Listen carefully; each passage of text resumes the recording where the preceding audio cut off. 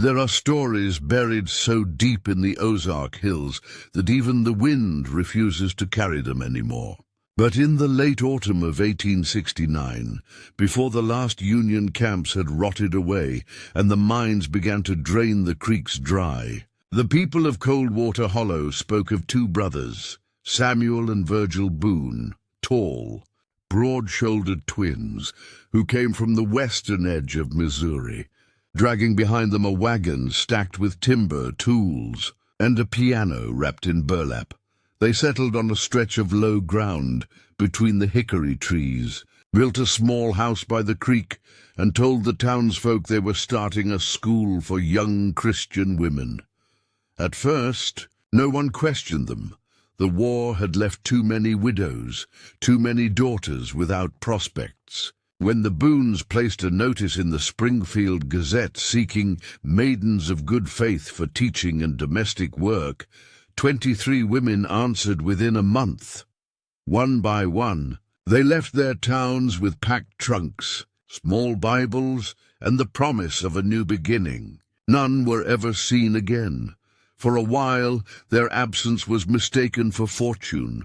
Maybe they'd married, or gone west to Kansas, as many did. But in early winter, a traveling preacher from Arkansas found a lace wedding veil floating in a creek near the Boone property. It was stained with clay and something darker that wouldn't wash out. The veil carried the initials E.H., belonging to a seamstress named Eleanor Hart. Last seen boarding a wagon driven by Samuel Boone. Her mother wrote to the sheriff of Ozark County 3 times. All 3 letters were returned unopened, the ink smudged as though by wet hands.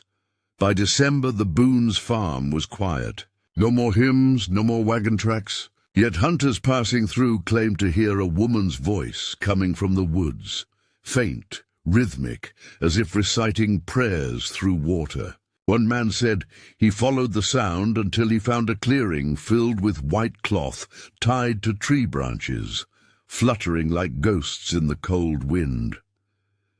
The townsfolk stopped visiting the hollow after sundown. Horses refused to cross the ridge, and even the mail rider began taking the long road east to avoid the creek bridge. Then came January. A thaw swept the valley, and with it the smell of something rotten beneath the snow. A deputy rode out alone to investigate. He never returned. 2 days later, his horse limped back into town, its saddle torn, and its hooves thick with black mud from Coldwater Hollow. The sheriff organized a search party of 6 men, but when they reached the Boone farm, they found it empty. The house was locked from the outside. The piano still sat in the corner, keys yellow and warped. A hymn sheet pinned above it titled, "The Brides of Heaven." On the table, 3 cups of tea had gone cold, and there were footprints, dozens of them, small, bare, circling the house in the snow, stopping suddenly at the door to the cellar. That was where they heard it first, the faint sound of breathing beneath the floor. The men backed away. One of them swore he felt the ground move, as if something down there shifted when they spoke the brothers' names. They left before dark, swearing to return with reinforcements. None of them ever did. The next morning the house burned. Locals claimed they saw 2 tall figures watching from the ridge, one holding an oil lamp, the other carrying something long and wrapped in cloth, like a body or a bride. For years afterward, the towns of Ava and Coldwater Hollow kept a quiet rule. No one crossed the Boone Ridge after nightfall, but old records remain. A single page from the county ledger still exists in the courthouse basement, dated November 3rd, 1869, signed by the sheriff himself. It reads, "The Boone brothers' property sealed. No bodies found. Investigation postponed until further notice." Beneath that line, written in faded pencil, another hand added, "They said the girls were safe." They said the girls are still singing. By the time spring came, Coldwater Hollow had turned into a ghost road. The wagon ruts that once led to the Boone place were filled with rainwater, and wildflowers grew over the broken fence posts like the land itself was trying to erase what had been built there. Yet curiosity is a sickness that spreads easily. Travelers passing through told of a farmhouse still standing beyond the ridge, untouched by the fire, though the roof had caved in and the windows were black with soot. They said the door to the cellar remained locked tight, with iron hinges that had melted but somehow never broke. In March of 1870, Sheriff Dalton Reeves gathered 3 deputies and rode out again. He'd spent the winter plagued by dreams of voices singing in the distance, always stopping when he woke. The men reached the Boone property by dusk. The farmhouse leaned to one side like a broken jaw.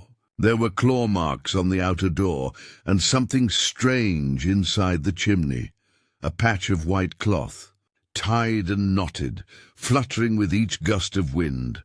When they stepped into the parlor, the air stank of damp wood and old perfume. The piano was still there, warped and split by heat. Beneath its cracked lid sat a single wedding ring blackened by fire. On the wall hung a portrait. 2 tall men in dark suits, standing behind 3 women whose faces had been carefully scratched away with a knife. The sheriff's boots creaked over loose boards as he walked toward the back of the house. Each step echoed as if there were hollow spaces beneath the floor. When they reached the cellar door, they found it sealed by a heavy iron latch, twisted shut as though welded from within. And around the handle were marks, small crescents, fingernail deep. Reeves lifted his lantern. The air beneath the door was cold and damp, carrying a faint scent of flowers long dead. He told his men to fetch a crowbar from the wagon, but as they turned, something shifted below them. A slow, dragging sound, like fabric sliding across stone. The deputies froze. The sheriff leaned down and pressed his ear against the floorboards. There was breathing. Slow, steady, and human. He staggered back, hand trembling. The men whispered prayers. Then, as if in answer, the breathing stopped, replaced by a faint knocking, rhythmic, from somewhere deep below. The sheriff marked the spot with chalk and returned the next day with more men. They dug into the foundation until they uncovered a trapdoor beneath the cellar stairs, a second entrance buried in the soil. On its surface were carved 3 words, "For the chosen ones." Inside they found rows of glass jars, filled not with preserves or oil, but with locks of hair, each labeled by initials and a date. 34 of them. The men could go no further that night. Reeves ordered the place sealed again, muttering that some doors were never meant to open twice. And yet, he wrote in his final note that evening, "The floor hums when the wind comes from the east. It hums like a hymn through teeth, because we'll enter the Boone farmhouse itself and discover what lay behind the iron door beneath the floor." The sheriff would never return to that hollow. By summer his reports vanished from the county archive, and his home burned to the ground under circumstances the papers called unexplained. But for decades after, hunters camping near the creek swore that when the wind died, they could hear a woman's voice whispering the same phrase over and over, "For the chosen ones, for the chosen ones." They say evil doesn't arrive in a storm. It seeps quietly, like rain through the cracks of a house, until the foundation itself begins to whisper. The Boone brothers, Samuel and Virgil, had once been the pride of their small Missouri parish, twin sons of a midwife named Clara Boone, a woman whose faith burned so fiercely it scorched everything it touched. Her diary, discovered decades later in the hollow's ruins, revealed what she had taught them, that women were vessels of devotion, meant to be purified and kept close. She wrote, "If you love them, bind them. If they stray, remind them.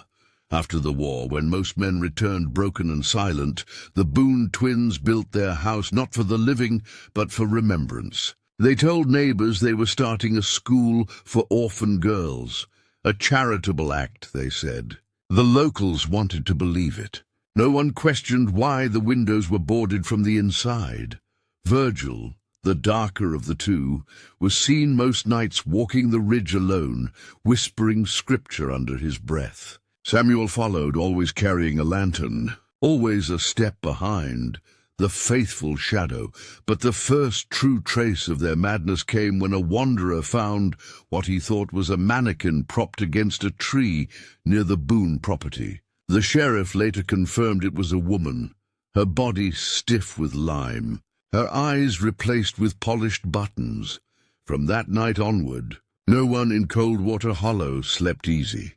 In the charred remains of the farmhouse, investigators later found strange engravings under the floorboards, circles intersecting like a wedding band, twisted in half. And written beside them in chalk were 3 words: "The brides remain." Those who studied the markings believed the brothers had made a pact, a covenant born from their mother's teachings, to preserve the women who loved them, even beyond death. And as we recount this chapter of their story, I want to ask you something quietly. Where are you watching from right now? And what time is it there? Sometimes the distance between your home and Coldwater Hollow isn't as wide as you think. If you can still hear the hum in your speakers, the faint echo between these words, then you're already closer than you should be. Stay with me. And make sure you're subscribed, because once you hear what was found beneath the Boone farmhouse, you'll understand why some records were never meant to be spoken aloud. The Boone brothers had promised salvation. What they built instead was a shrine to control, and it would take one sheriff's final act of courage to uncover what their faith had truly cost. By the winter of 1872, the Boone farmhouse had grown quieter than the graveyard beside it. Snow covered the roof like a shroud, and from the road it looked less like a home and more like a monument to something that had gone terribly wrong. Sheriff Elijah Pike was the first outsider to enter after months of unanswered letters and the vanishing of 3 local women. He had known Clara Boone in his youth, remembered her hymns echoing from the old church, and the way she used to bless her sons with ash instead of oil. He thought of that when he found the lock on the cellar door, blackened and warm to the touch, though the fire had long since gone cold. When Elijah pried the hinges loose, the air that escaped was heavy with rot, a smell like old perfume mixed with earth. His lantern light trembled across the steps, and there, beneath the house, the truth of the Boone brothers was laid bare. There were 6 wooden chairs, arranged in a circle, each holding the remains of a woman dressed in what looked like handmade bridal gowns. Around their feet were markings in chalk, the same overlapping circles seen in Clara's diary. On the far wall, a scripture was carved deep into the brick: "The body is the vessel. The bond is eternal." But what froze him wasn't the sight of the dead. It was the sound. A faint knocking from below the floorboards. Steady, patient, almost polite. He leaned closer. The knocks repeated slower this time. He called out, thinking perhaps someone still lived. But the sound came not from the boards. It came from within the wall. He pressed his ear against the stone and heard a voice, fragile and trembling. "Please, tell Mother we're still waiting." Elijah stumbled back, his lantern crashing to the floor. The flame caught a strip of linen, and for an instant he saw movement, something shifting behind the bricks, something human but wrong in its stillness. He fled that cellar before the fire spread, leaving the Boone house to burn from the inside out. But when dawn came, the chimney still stood, and witnesses swore they saw 2 figures standing beside it, tall, motionless and unburned. Years later, when the ruins were cleared, workers found a small iron door buried beneath the ash. It led nowhere, just a hollow cavity in the dirt, empty except for a wedding ring, a lock of hair, and a single carved phrase. "We kept them safe." Coldwater Hollow was abandoned after that. No one rebuilt, no one dared. But even now, when the wind drifts through those hills, locals say it carries the faint murmur of a woman's voice, humming the same hymn Clara Boone once sang to her sons. And if you ever hear it, don't hum along. Some echoes once answered, never stop calling back. By the summer of 1894, the Boone farmhouse had become little more than a rumor told around oil lamps and saloon tables. The land was overgrown, the cellar sealed under layers of soot and ash, yet no one dared to build over it. The locals called it the hollow that breathes, because on certain nights the earth itself seemed to exhale a low, trembling sigh.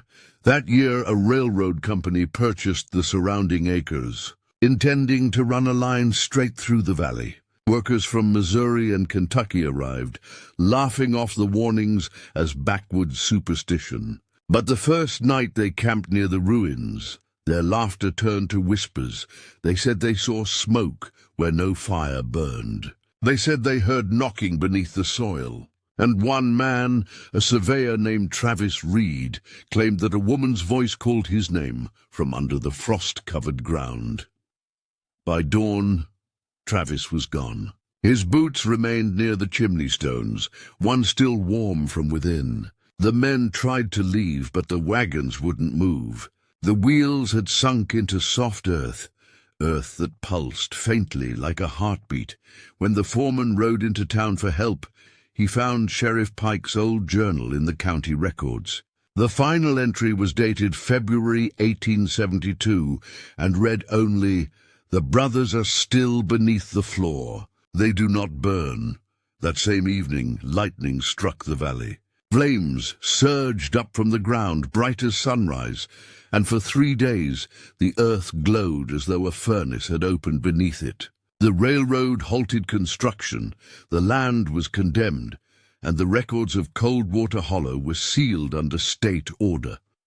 But some say the fire never truly went out. Locals claim that on still nights a dull orange light can be seen flickering below the dirt, as if something still burns under the farmhouse that no longer stands. And if you stand there long enough, you might hear it too. A mother's lullaby carried on the wind, mingled with the laughter of two tall shadows, swaying side by side in the glow. Some truths don't vanish with time. They wait, because the Boone brothers never left. They're just waiting for someone to come knocking again.